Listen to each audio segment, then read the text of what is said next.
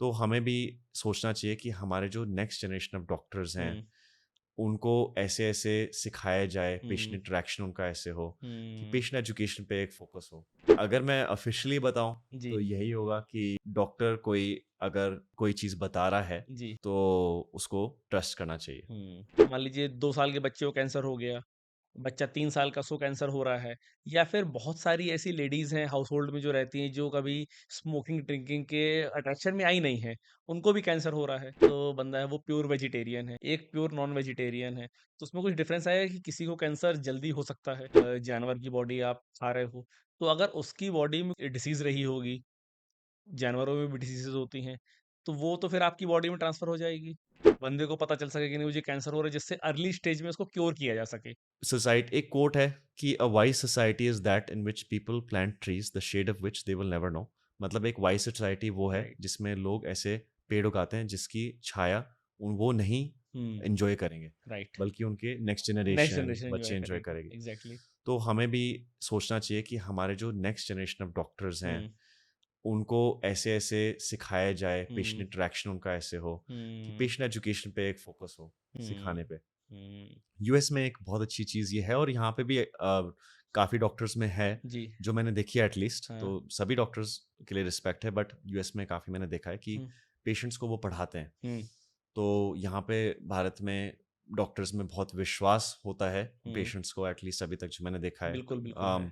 और वो इसलिए डॉक्टर्स भी भगवान का एक इंस्ट्रूमेंट ही समझ लीजिए, राइट। ये भी है। हुँ, अम, लेकिन ये है कि यहाँ के पेशेंट को भी पूछना चाहिए हुँ, कि अच्छा मैं क्या करूँ, हुँ, क्योंकि उनकी हेल्थ अफेक्ट होती है। हुँ। उन्हें पूछना चाहिए क्या हो रहा है। बट डॉक्टर्स यहाँ के इतने बिज़ी हैं हाँ, कि उनके पास टाइम नहीं है बताने के लिए। हाँ। ये एक इश्यू है इंडिया में। वही तो यही बात है कि अगर अवेयरनेस चाहिए तो हुँ, फिर सोशल मीडिया सोशल मीडिया। और मतलब ये जो चीज़ें हैं हुँ, उस पे एक वेरीफाइड पर्सन से, मतलब हुँ, एक जो ट्रस्टवर्दी हुँ, इंसान है, या हुँ, तो उससे, या अगर टाइम हो हुँ, तो फिर खुद ही इंटरनेट पे जाके डॉक्टर गूगल को नहीं ट्रस्ट करो, क्योंकि गूगल करोगे तो फिर बहुत दूसरे लोगों के ओपिनियंस मिलेंगे। राइट। अगर देखना ही है तो फिर स्टडीज सर्च कर सकते हैं लोग हुँ, कि अच्छा इस स्टडी में क्या हुआ। राइट। तो ये मैं कहूँगा, एंड एक ट्रिक भी बता सकता हूँ लोगों को हाँ, कि प्लीज़। अगर देखना ही है तो फिर चैट जीपीटी से देख सकते हो। चैट जीपीटी वो चैट ऑथेंटिक जीपीटी है। चैट जीपीटी से ये देख सकते हो कि अच्छा इंटरनेट पे स्टडीज के हिसाब से क्या है। ओके। बट अगर मैं ऑफिशियली बताऊं जी, तो यही होगा कि डॉक्टर कोई अगर कोई चीज़ बता रहा है जी।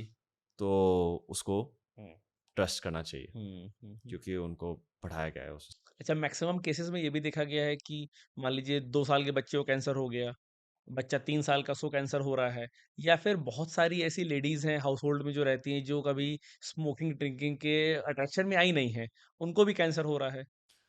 ये इसके जो कैंसर एक मल्टी फैक्टोरियल डिजीज है, उसका मतलब है कि कैंसर के बहुत सारे रिस्क फैक्टर्स हैं। ओके, तो 50% को हम कंट्रोल कर सकते हैं, 50% को नहीं। नहीं कर सकते हैं। तो उसमें जेनेटिक्स, उसके अंदर और भी, हाँ जेनेटिक्स में काफ़ी चीज़ें हैं। अच्छा, तो अच्छा उनको, हाँ। और क्या है कि अनइंटेंशनल एक्सपोजर होता है काफ़ी चीज़ों से। अच्छा जैसे? जैसे कि गर्म खाने को अल्यूमिनियम में अगर रैप करते हैं, हुँ, अल्यूमिनियम फॉइल में, ओके, तो वो अल्यूमिनियम फॉइल जाता है खाने में और हाँ, उससे भी नुकसान होता है। ओके, या अगर यही कह लो पाम ऑयल को इस्तेमाल कर रहे हैं, हाँ, तो उससे जो ओबिसिटी होती है, उससे हुँ, हार्ट डिसीज का रिस्क बढ़ता है, डायबिटीज, स्ट्रोक। हुँ, और उससे जो है हुँ, ये ओबिसिटी होने से कैंसर का भी रेट बढ़ जाता है। ओके, या चीनी खा रहे हैं बहुत, हुँ, तो ये केसेस होते हैं। हुँ, और इसके अगर रिस्क फैक्टर्स ना हो हुँ, तो ये है कि उनको जेनेटिक बेसिस पे कुछ ना कुछ ओके। था। अच्छा अगर वेज और नॉन-वेज में भी कुछ डिफरेंस आएगा? जैसे मतलब एक बंदा है वो प्योर वेजिटेरियन है, एक प्योर नॉन वेजिटेरियन है, तो उसमें कुछ डिफरेंस आएगा कि किसी को कैंसर जल्दी हो सकता है? डिपेंड करता है कि मीट या जो भी है वो किस तरह से खा रहे हैं। ओके। तो अनप्रोसेस मीट हो हुँ, तो मीट भी क्या होता है, हुँ, रेड मीट होता है, हाँ, उसमें बहुत वेरियस टाइप्स ऑफ मीट होते हैं। अनप्रोसेस मीट अगर खाओ हुँ, तो मीट ईटर्स के लिए दिक्कत नहीं है, ठीक बट है। प्योर वेज डाइट में जो फैट है हाँ, वेजिटेबल्स में, yes. Plant based fat versus meat based fat, हुँ, तो प्लांट बेस्ड फैट की जो प्रोफाइल है, हुँ, फैट प्रोफाइल हुँ, और हेल्थ के लिए जो भी हुँ, उसके बेनिफिट्स है वो हुँ, बेटर ओके। स्टडीज़ में। हुँ, तो उससे हार्ट डिजीज़ ये वो, क्योंकि प्लांट बेस्ड फैट्स टिपिकली हुँ, बेटर होते हैं, राइट, अनसैचुरेटेड फैट्स होते हैं उसके अंदर। बिल्कुल, बिल्कुल। और मीट अगर खा रहे हैं तो उसमें क्या है कि जो लोग मीट खाते हैं उनमें काफ़ियों में कुछ और भी चीज़ें होती हैं साथ में, कि अच्छा अच्छा, वो कुछ कर रहे हैं, पता नहीं डायबिटीज़ हो या स्मोक कर रहे हैं, हाँ, कुछ भी स्मोक कर रहे हैं, एग्ज़ैक्टली। कुछ भी। हुँ, तो उनमें उन फैक्टर्स के वजह से कैंसर के रेट्स ज़्यादा दिख सकते हैं। ओके। तो इसलिए इन स्टडीज़ में काफ़ी चीज़ों, क्योंकि जो टिपिकली मीट खा रहे हैं, हुँ, जिनमें से काफ़ी लोग अनप्रोसेस्ड मीट नहीं खाते, हुँ, तो उनमें और भी चीज़ें होती हैं और भी जिसकी वजह चीज़ें से वो इन चीज़ों, कैंसर हो जाता जिसमें है। कैंसर वो उनके रेट्स ज़्यादा ग्रेट। होते हैं। अच्छा ऐसा भी होता है कि जैसे मान लीजिए आप मीट खा रहे हैं, अब मीट तो एक टाइप से बॉडी हो गई, हुँ, मतलब किसी भी जानवर की बॉडी आप खा रहे हो, तो अगर उसकी बॉडी में कोई डिसीज़ रही होगी, जानवरों में भी डिसीज़ेज़ होती हैं, तो वो तो फिर आपकी बॉडी में ट्रांसफ़र हो जाएगी?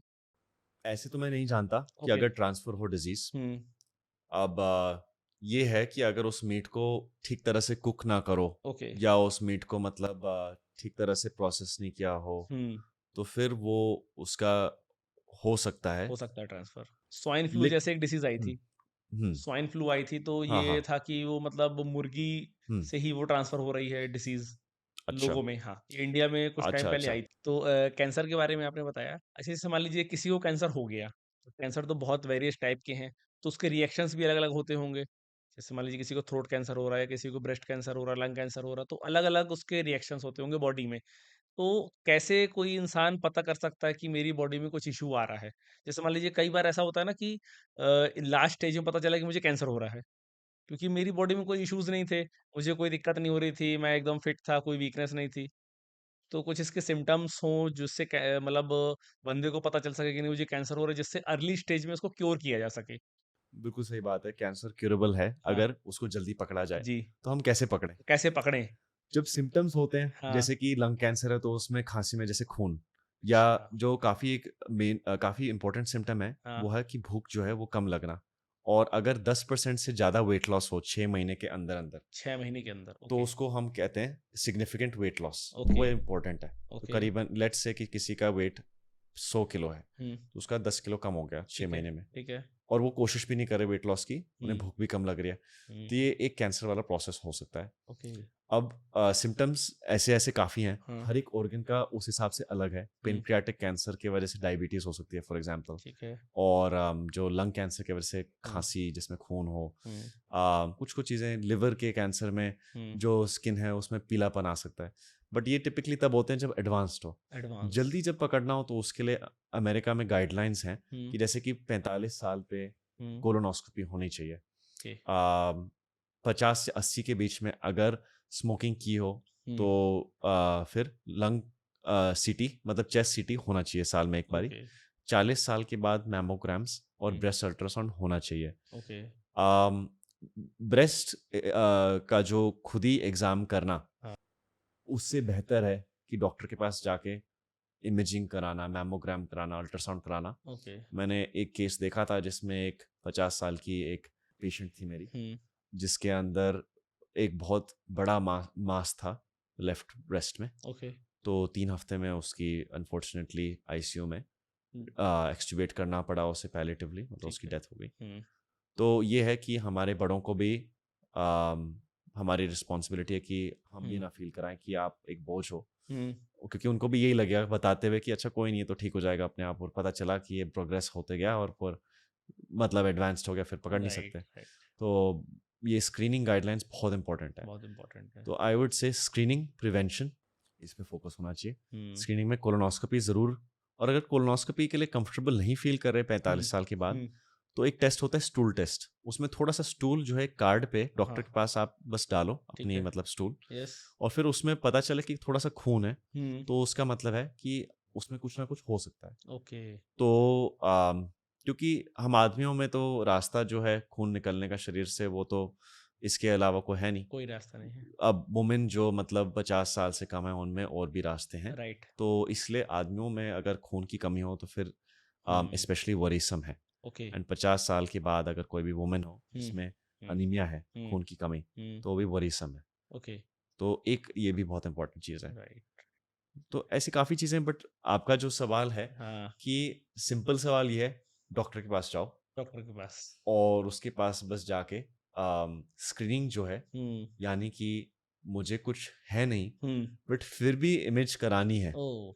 वो कराओ। तो ये किस किस एज से स्टार्ट कर देना चाहिए? 45 साल के बाद 45 साल के बाद स्टार्ट कर कोलोनोस्कोपी दें। करो ओके। और उसमें स्टूल टेस्ट करा सकते हो या हुँ, मतलब कि कुछ भी करा सकते हो। हुँ, स्टूल टेस्ट साल में एक बारी, ओके, कोलोनोस्कोपी 10 साल में एक बारी, अनलेस हम पेशेंट का गैस्ट्रोएंटरोलॉजिस्ट का है कि अच्छा तुम्हें कोई पॉलिप मिला है, जल्दी करना पड़ेगा। Okay, okay. 80 के बीच में चेस्ट सीटी अगर स्मोकिंग, हुँ, मैमोग्राम 40 के बाद और ब्रेस्ट अल्ट्रासाउंड हर एक साल करना चाहिए। हुँ, 60 के बाद एक बोन स्कैन होता है, वो कराना चाहिए ओके, क्योंकि उसमें ऑस्टियोपोरोसिस जो है एक बोन की बीमारी है, हुँ, उससे जो बड़े हैं फ्रैक्चर्स हुँ, वो प्रिवेंट हो सकते हैं। हाँ, हाँ, कैल्शियम, विटामिन डी, इनको लेना बहुत ज़रूरी है ओके, क्योंकि बड़ों में जब पैरों का फ्रैक्चर हो जाता है, हिप फ्रैक्चर, यस, तो ये सबसे खतरनाक चीज़ होती है। अच्छा, बड़ों में जब हिप फ्रैक्चर होता है तो हुँ, उसका मतलब होता है कि उनका जो काफ़ी फंक्शनल स्टेटस है, हुँ, काफ़ी मतलब वॉक करना और कम हो जाता है और उससे और बीमारियाँ बीमारियाँ होती हैं। बिल्कुल, बिल्कुल।